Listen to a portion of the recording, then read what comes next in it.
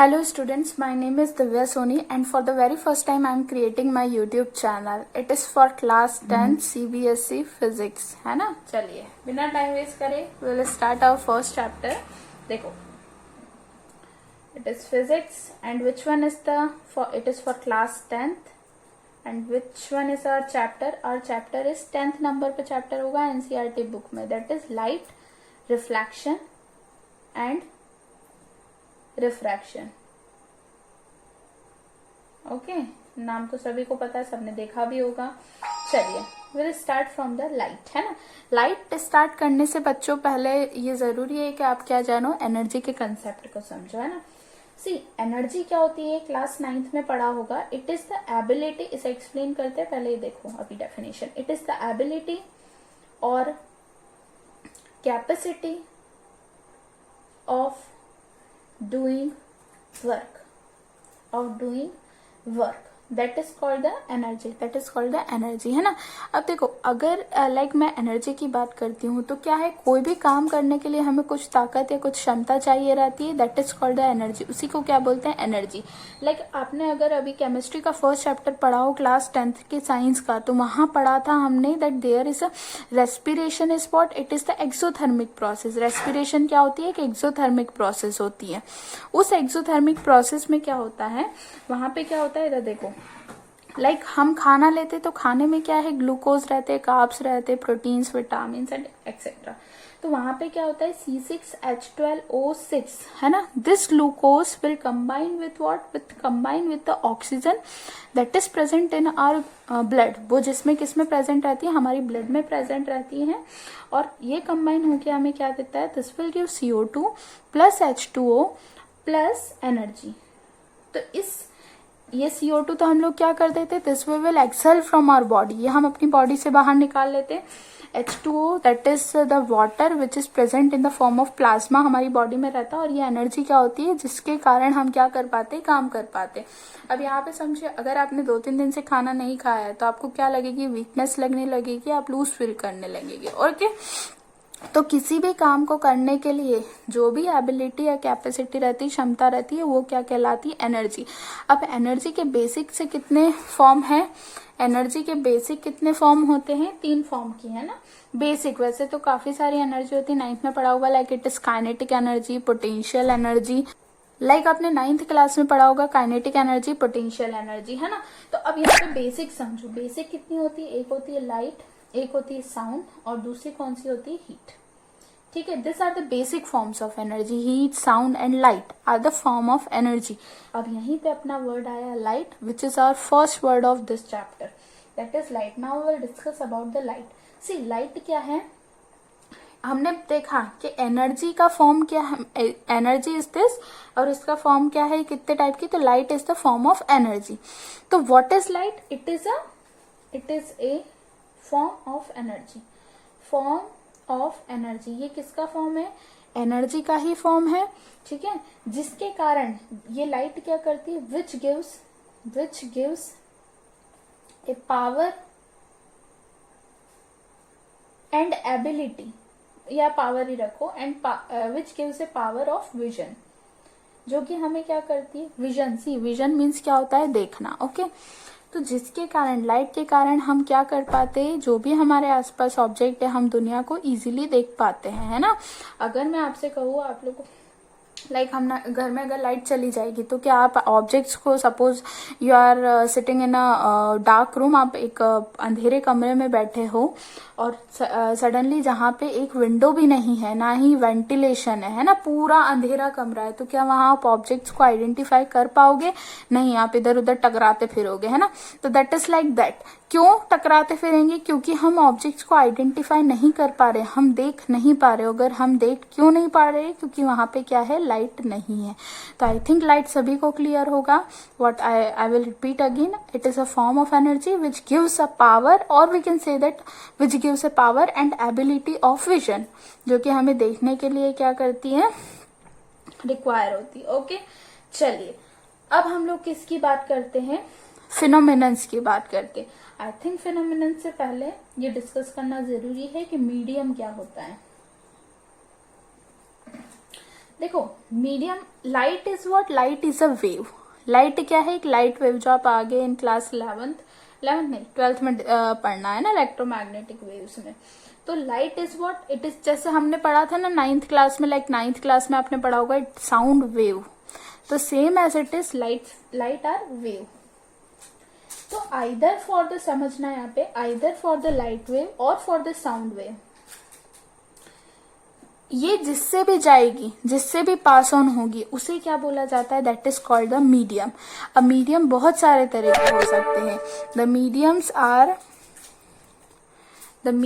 Are like solid, liquid और gas. कितने form के होते हैं मीडियम, सॉलिड भी मीडियम हो सकता है, लिक्विड भी मीडियम हो सकता है, गैस भी मीडियम हो सकता है। ओके, तो सॉलिड, लिक्विड एंड गैस,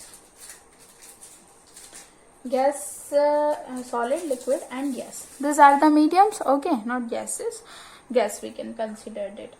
तो solid से लाइट पास होगी तो दैट इज, अभी हम देखते हैं कि सॉलिड से एक्चुअल में लाइट पास हो पाती है या नहीं। लिक्विड से लाइट पास होगी, जैसे पानी से लाइट जा रही है या फिर कोई ऑयल से जा रही है, तो that is the liquid.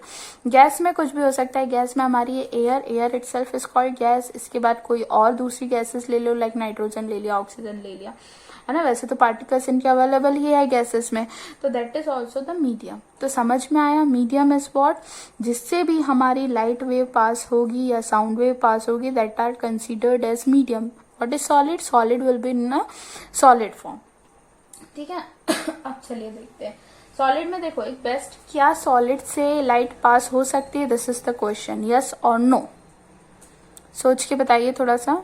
C okay, चलिए मैं बताती हूँ, है ना, ज्यादा टाइम चाहिए तो वीडियो पॉज करो और सोचो, और फिर वीडियो ऑन करके देखिए आंसर आपका क्या मैच करता है मेरे आंसर से। सी, बिल्कुल सॉलिड से लाइट पास होती है ना। अब सॉलिड में जैसा अगर आप एक दीवार ले लो, like if you are considering a wall, तो कैन अ लाइट ट्रांसफर और पासिस थ्रू द वॉल, क्या लाइट वॉल से पास हो पाएगी, नहीं, वॉल से पास नहीं हो पाएगी। ये टेबल ले लिया तो क्या लाइट इस टेबल से पास हो पाएगी, नहीं। लेकिन अगर मैं ग्लास ले लेती हूँ, तो ग्लास से तो क्या हो रही है, विंडो में ग्लास लगे हैं, तो उससे क्या हो रही है, लाइट पास हो रही है, हमारे अंदर घर में आ रही है। तो yes, through the solid, solid से भी क्या हो सकती है, लाइट पास हो सकती है ना। I think it is clear, medium सभी को क्लियर होगा। चलिए, now will discuss about the phenomena that are very important. Phenomenon, see, light को चलने के लिए, है ना, कुछ रूल्स बनाए गए हैं। मतलब लाइट चलेगी तो वो कुछ रूल्स के बेसिस पे, वो कुछ फिनोमिनन्स या कुछ प्रोसेस को फॉलो करके चलती है। तो फर्स्ट फिनोमिनन इज रिफ्लेक्शन। सबसे पहला फिनोमिनन क्या है, रिफ्लेक्शन। और यहीं से हमारा एक्चुअल में चैप्टर की जो स्टार्टिंग होती है, the questions are coming from this topic itself, और इसके आगे फर्दर जो टॉपिक्स है वो सब अपने आप में इंपॉर्टेंट है। ओके, चलिए will study about the reflection. Reflection क्या होता है ना। तो देखो, मीडियम समझ में आया ना सबको, मीडियम क्या है। व्हाट इज रिफ्लेक्शन, नाम से ही क्लियर हो रहा है कि रिफ्लेक्ट से ही रिलेटेड होगा, something is related to the reflect. तो रिफ्लेक्शन की डेफिनेशन, टकराएगी कोई चीज और टकरा के अगर वापस आ जा रही है, तो that is called the reflection of that object. उस ऑब्जेक्ट का क्या हो रहा है, रिफ्लेक्शन हो रहा है। तो same as this it is the case for the light also. क्या हो जाएगा, what is reflection, it is the phenomenon in which the bouncing back of light in the same medium, or we can write it the bouncing back of light in the same medium। see यहाँ पे word आ रहा है medium, that's why I explained it earlier, है ना, इसलिए हमने आपको यहाँ पे समझाया था। the bouncing back of light in the same medium is called what, is called reflection। अगर लाइट कहीं पे टकराई और टकराने के बाद उसी मीडियम में वापस हो जा रही है, तो इस प्रोसेस को क्या बोलते हैं, this is called the reflection. इसे ही बोलेंगे रिफ्लेक्शन। अब इसका एक एग्जांपल लेते, एक एग्जांपल के थ्रू बताते, ज्यादा क्लियर होगा। सी, सपोज हमने कोई भी प्लेन क्या किया है, कंसिडर किया है ना। This is how we can draw the plane. इस तरह से हम लोग क्या बना सकते हैं, plane. This plane of any kind, आप कुछ भी ले सकते हैं। लाइक अगर आप ये सपोज ये टेबल ही मान लो, ओके। या ये बुक मान लिया, तो ये बुक अपने आप ऐसे दिख रही है ना। अब इस बुक को आपको बताना है तो इसमें कैसे बताओगे, एक लाइन से बता रही हूँ। ओके, अब हमने क्या किया, जैसे ही लाइट क्या हो रही है, इंसिडेंट हो रही है, लाइट इस पे गिरेगी। Okay, light will fall on this plane. तो फॉलिंग का कंसेप्ट हम हमेशा कैसे बताते हैं, इस तरह से, ये फॉल हो रही है, कहीं से रे ऑफ लाइट आ रही होगी। ओके, जैसे इस प्लेन पे टकराएगी, जिस भी पॉइंट पे टकराएगी उस पॉइंट पे आपको तुरंत से क्या ड्रॉ करना है, तुरंत से आपको एक ड्रॉ करना है normal. Okay, this is normal. I will explain what is normal, वैसे तो मैथ्स में पढ़ा होगा बट फिर भी सी व्हाट इज नॉर्मल। कोई भी प्लेन पे अगर परपेंडिकुलर आप ड्रॉ कर रहे हो, व्हाट इज नॉर्मल, कोई भी प्लेन पे अगर आप परपेंडिकुलर जो कि 90 डिग्री का एंगल बना रहा है, that is called the normal, उसे ही हम क्या बोलते हैं, नॉर्मल बोलते हैं। तो see this is the normal which is making a here 90 degree, और यहाँ पे भी क्या बन रहा है, here also it is 90 degree. Okay, तो सी ये कौन सी रे एक जाके टकराई, जिस भी प्लेन के जिस भी पॉइंट पे टकराई, वहां पे आपने क्या ड्रॉ किया, एक नॉर्मल ड्रॉ किया। फिर उसके बाद क्या हो जाएगी, see the definition itself, it is said that the bouncing back of light in the same medium, है ना, after striking। और इसमें एक चीज और ऐड कर सकते हो, the bouncing back of light in the same medium after striking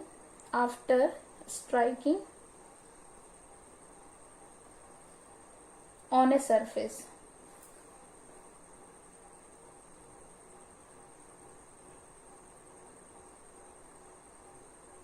after striking on plane surface। बहुत हौच-पौच हो गया है क्या?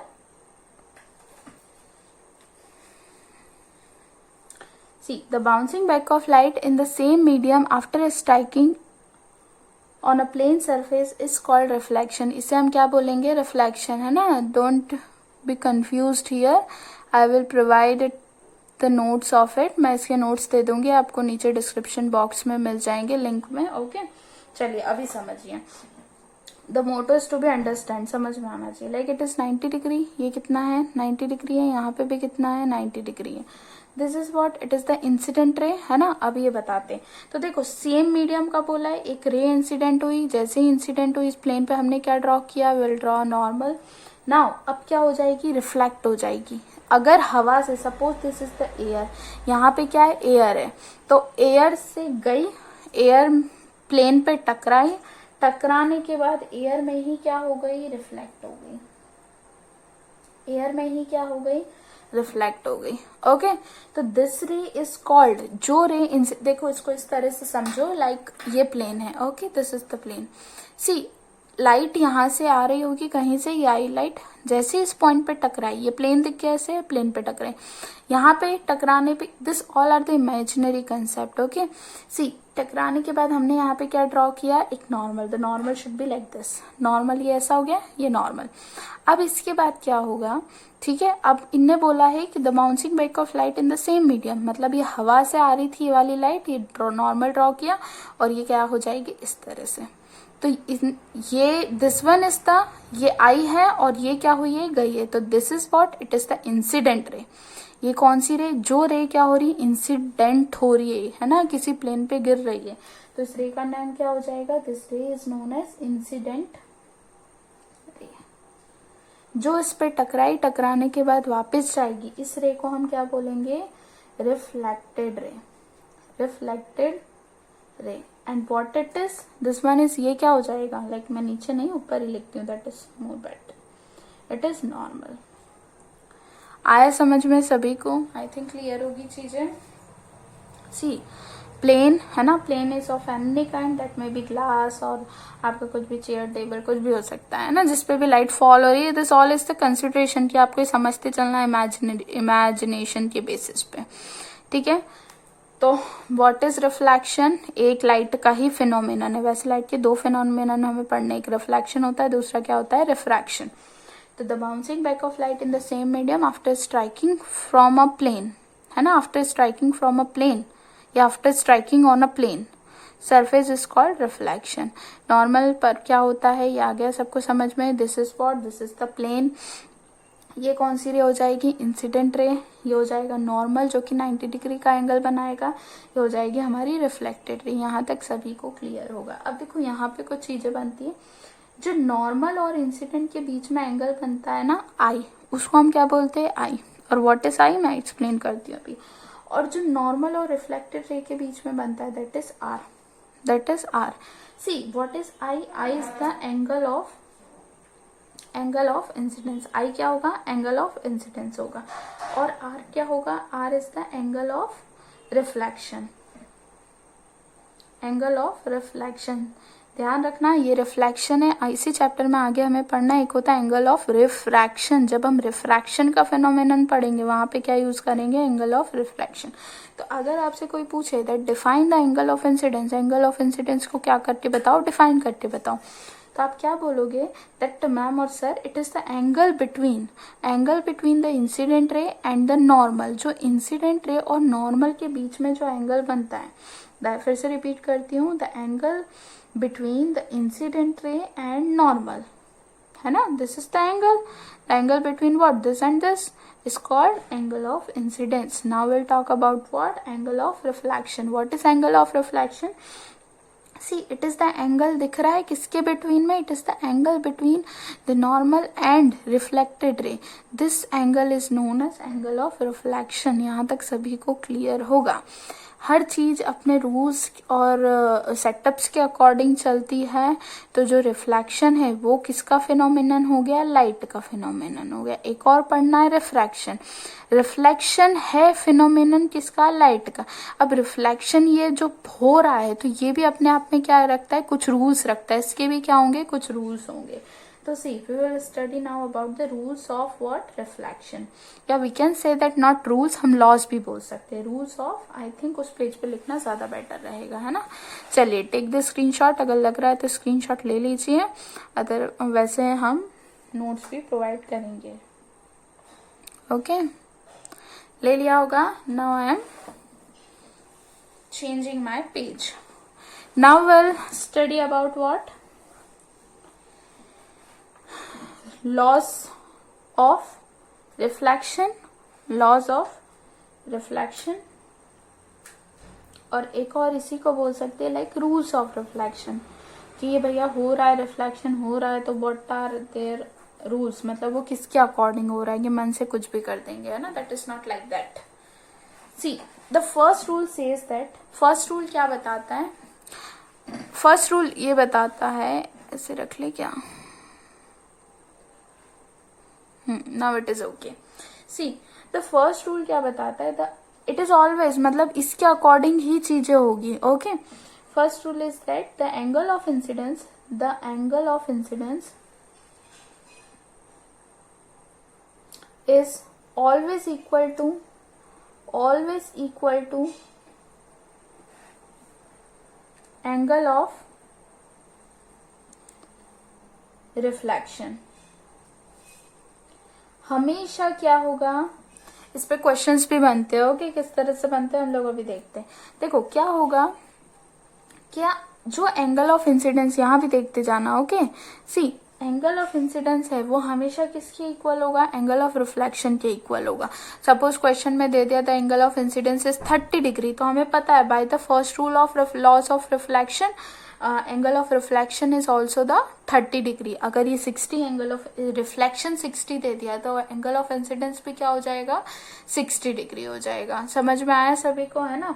तो व्हाट इट इज, और इसमें एक और ऑब्जेक्टिव टाइप भी बन सकता है that the angle of incidence is equal to angle of reflection when. फिर 4 ऑप्शन आपको ऐसे दे देंगे कि पहला ऑप्शन आपको दे देंगे नेवर, फिर at one time when a light passes from air to glass, फिर तीसरा ऑप्शन आपको दे देंगे ऑलवेज, और फोर्थ ऑप्शन आपको दे देंगे लाइक नन ऑफ दीज। तो हमेशा क्या ऑप्ट करना है, क्या चूज करना है, always. Okay, now we will study about the second law. Second law says that, सबसे पहले सेकंड लॉ के लिए क्या समझो, point of incidence. See what is point of incidence, this is the point of incidence. ये होता है एक पॉइंट ऑफ इंसिडेंस, मतलब जहां पे इंसिडेंट रे क्या हो रही है, आके गिर रही है, जहां पे नॉर्मल भी है और जहां पे क्या है, रिफ्लेक्टेड रे भी है। That point is known as point of incidence. वो किस पे पॉइंट ऑफ इंसिडेंस? इस प्लेन पे दिख रहा है, देखो इस प्लेन पे दिख रहा है ये पॉइंट ऑफ इंसिडेंस। तो see the second law is that like that the incident ray reflected ray and normal is also ray, so we can use after normal ray, है ना। see the incident ray, the reflected ray and the normal ray at a point of incidence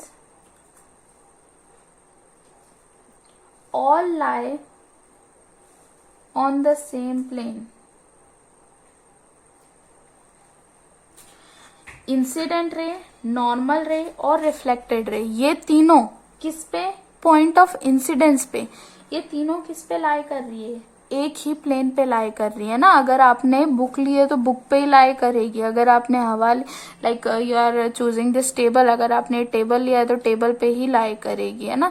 अगर glass की surface ली है तो glass की surface पे ही लाई करेगी। ऐसा नहीं कि इंसिडेंट रे ग्लास पे गिर रही है और रिफ्लेक्टेड हवा में से गुजर रही, लाइक हवा से ही निकल रही है, ऐसा नहीं होगा। आया सबको समझ में? तो सी रटना नहीं है यहाँ पे कंसेप्ट, मतलब कंसेप्ट देखो डायरेक्टली क्या बोला है। The incident ray, the normal ray and the reflected ray at the point of incidence all lie on the same plane, एक ही प्लेन पे लाई करेगी, ठीक है। This is about the 2 laws of reflection. यही लॉज है और यही आपको पढ़ने हैं। क्लियर है? आई थिंक सभी को समझ में आया होगा। सी अब इसमें लाइक कुछ क्वेश्चंस बनते हैं। क्वेश्चंस कैसे बनते हैं वो हम बता देते हैं।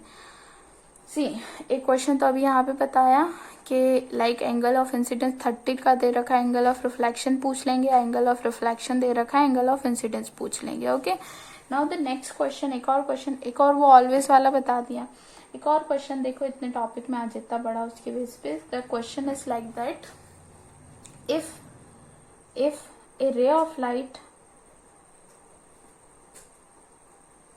falls perpendicular to the plane, then what is I and R? I और R से मतलब समझ में आ रहा है ना। I is the angle of incidence and R is the angle of incidence।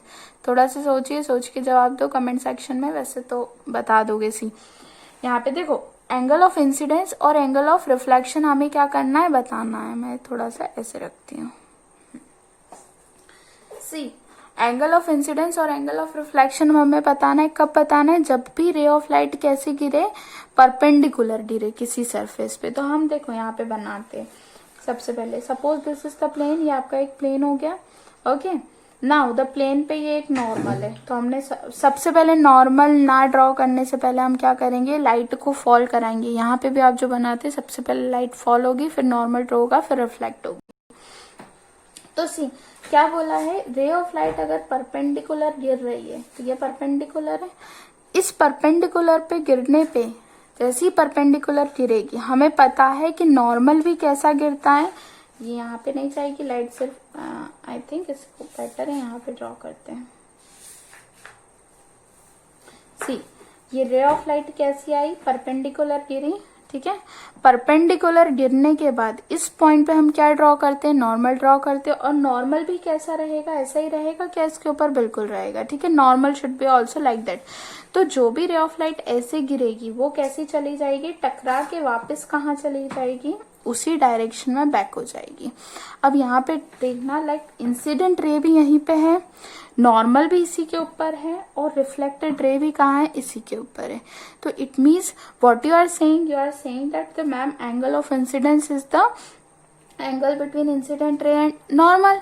तो what is for this case what is the angle of incidence, कितना होगा।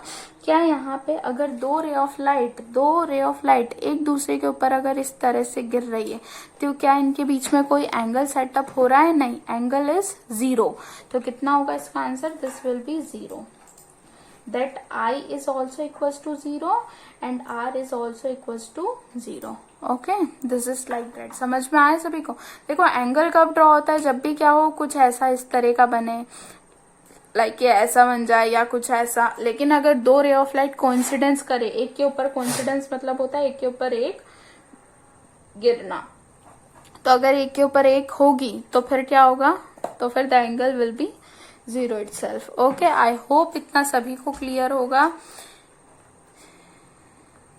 इसके बाद के जो हमारे टॉपिक्स होंगे that is diffraction, spherical mirror के types, concave mirror, convex mirror, उनके रे डायग्राम, वो हम लोग कवर अप करेंगे हमारे नेक्स्ट वीडियो में। तब तक के लिए बाय सभी को। और हाँ, मोस्ट इम्पॉर्टेंटली आपको ये वीडियो कैसा लगा मुझे कमेंट करके ज़रूर बताना, और अगर अच्छा लगा है तो please like, share and subscribe my channel.